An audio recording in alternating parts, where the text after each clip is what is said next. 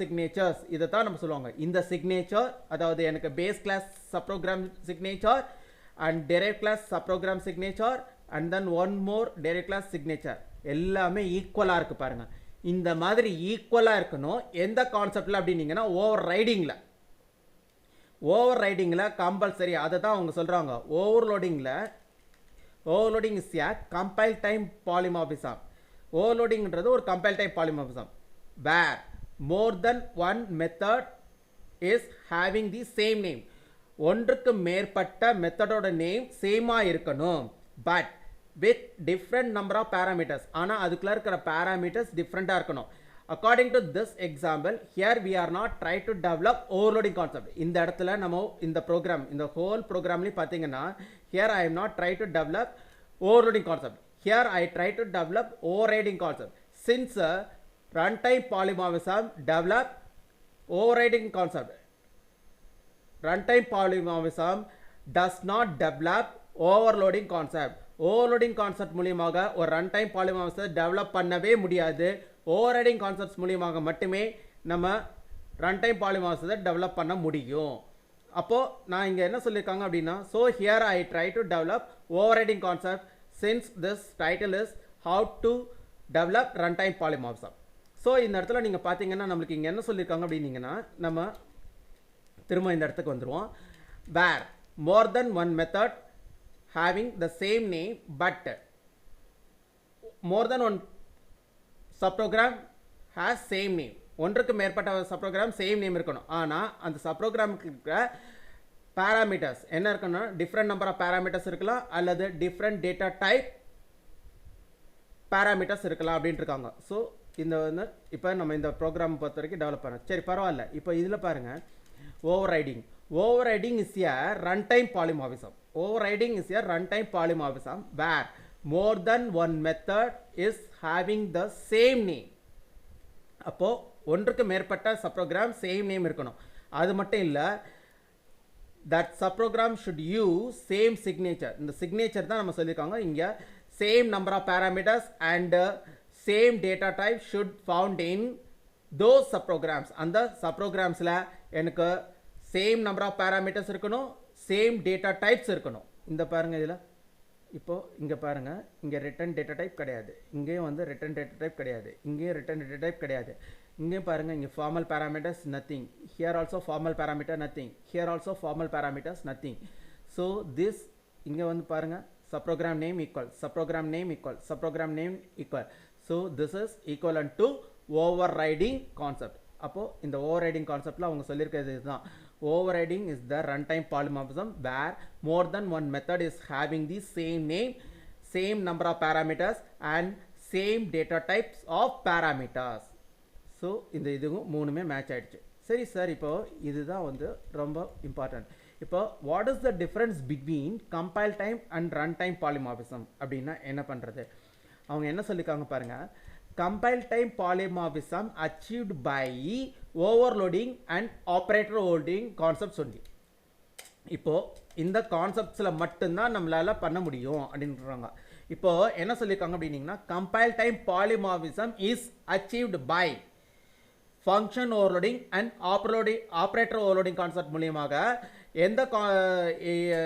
எந்த கான்செப்டை சாட்டிஸ்ஃபை பண்ண முடியும்னா, compile time polymorphism only satisfied by function overloading and operator overloading. Okay, அப்படியே இங்கே பாருங்கள். Next runtime polymorphism achieved by virtual functions and pointers. Sir இங்கே virtual functions எங்கே சார் கிரியேட் பண்ணியிருக்கோம்? இங்கே நம்ம கிரியேட் பண்ணியிருக்கோம். virtual member subprograms always declared in base class. It's a mandatory, compulsory. நம்மளுக்கு virtual member subprogram always declared in base class. Virtual member சப்ரோகிராமை எப்பொழுதும் ஒரு பேஸ் கிளாஸில் மட்டுமே பயன்படுத்த வேண்டும். அதை தான் அவங்க சொல்லியிருக்காங்க. வி கான் மென்ஷன், நம்மளால் முடியாது, we can mention virtual member subprogram in derive classes. ஒரு டெரைவ் கிளாஸஸ்குள்ளார virtual member we can declare virtual member subprograms in derive class. Virtual member சப்ரோகிராம்ஸை ஒரு டெரைவ் கிளாஸில் டெவலப் பண்ண முடியாது. So here they are mentioned, because of that only they are mentioned virtual member subprogram in base class. அதை தான் இங்கே சொல்லியிருக்காங்க. இந்த இடத்துல நான் வெர்ச்சுவல்ஸ் இங்கே என்ன சொல்லியிருக்காங்க அப்படின்னீங்கன்னா run time polymorphism achieved by virtual function. அது என்ன சார் பாயிண்டர் சொல்லியிருக்காங்க. இங்கே பாருங்கள், இந்த இடத்துல இது வரைக்கும் நம்ம வந்து objects we are declared like in this way. இப்போ இந்த இந்த இந்த வழிகள் மூலியமாக தான் நம்ம வந்து ஒரு ஆப்ஜெக்ட் வந்து கிரியேட் பண்ணியிருந்திருக்கோம். First time we are declared object by pointer concept. Pointer கான்செப்டை பயன்படுத்தி ஒரு ஆப்ஜெக்ட் வந்து டிக்ளேர் பண்ணியிருக்காங்க. ஸோ பாயிண்டர் அப்படிங்கும்போது this is called as pointer object. These are called as non pointer objects. So இது வந்துட்டு நம்மளுக்கு பாயிண்டர் இப்போ வந்துட்டு நம்மளுக்கு வந்து these are called as non pointer object, this one called as pointer object.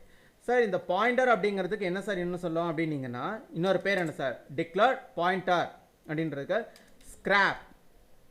இப்போ வந்து subscripted object declared pointer or subscripted object to base class. இப்போ இங்க என்ன சொல்லிருக்காங்க declared non pointer or scrap objects to base class and derived class. இப்போ நான் என்ன சொல்லிருக்காங்க அப்படின்னீங்கன்னா இங்க பாருங்க ஃபர்ஸ்ட் நமக்கு வந்து P035A ங்கிறது வந்து base class, P035B and P035C these are called as derived class. So நான் base class ஓட ஆப்ஜெக்ட் இங்க என்னன்னா எனக்கு வந்து A, எனக்கு ஃபர்ஸ்ட் டெரிவேட் கிளாஸோட ஆப்ஜெக்ட் என்னன்னு கேட்டிங்கன்னா B, செகண்ட் டெரிவேட் கிளாஸோட ஆப்ஜெக்ட் என்னன்னு கேட்டிங்கன்னா C. So these object are declared by non pointer. இந்த நான் பாயிண்டருக்கு இன்னொரு பேர் என்னன்னா எனக்கு ஸ்கிராப் அப்படின்னு சொல்லலாம். எனக்கு here I declared non pointer or scrap objects to base and derived classes. இந்த இடத்துல வேணாலும் எழுதிக்கிங்க. Here declared non pointer object to base class. இந்த base classக்கு நான் இங்க செட் பண்ணிருக்காங்க. Here I declared non pointer object to first derived class. இப்போ அடுத்ததுல பாருங்க இங்க here declared non pointer object to second derived class. இந்த இடத்துல பாருங்க நமக்கு என்ன சொல்லிருக்காங்க அப்படின்னா here declared pointer object to base class. நம்ம இங்க மேலே சொல்லிட்டாங்க அதை. ஸோ நம்ம திரும்ப மென்ஷன் பண்ணணும்னு அவசியம் கிடையாது. Here declared pointer or subscripted object to base class அப்படின்னு சொல்லியிருக்காங்க. சரி சார், இந்த இடம் புரிஞ்சுது. இங்கே வந்து நம்மளுக்கு இந்த இடம் இது வரைக்கும் நம்மளுக்கு ஓகே. ஸோ இதில் பாருங்கள் எனக்கு வந்து அடுத்தது என்ன சொல்லியிருக்காங்க it is provide fast execution as it is noun at the compile time. ஏன்னா இப்போ நம்மளுக்கு கம்பைல் டைம் பாலிமார்ஃபிசம் சொன்னீங்கனாலே எல்லா இதுவும் எனக்கு எக்ஸிக்யூஷன் எனக்கு ரன் பண்ணுறது எல்லாமே ரன் பண்ணுற ஸ்ட்ராட்டஜி எனக்கு அந்த பிளான் எல்லாமே எதுலேயே முடிஞ்சிடும் அப்படின்னீங்கன்னா எனக்கு கம்பைல் டைம்லேயே கம்ப்ளீட் ஆகிடும். அப்போ கம்பைல் டைம்லேயே கம்ப்ளீட் ஆகும்போது நம்மளுக்கு இந்த compile time polymorphism is two fast compare with run time polymorphism.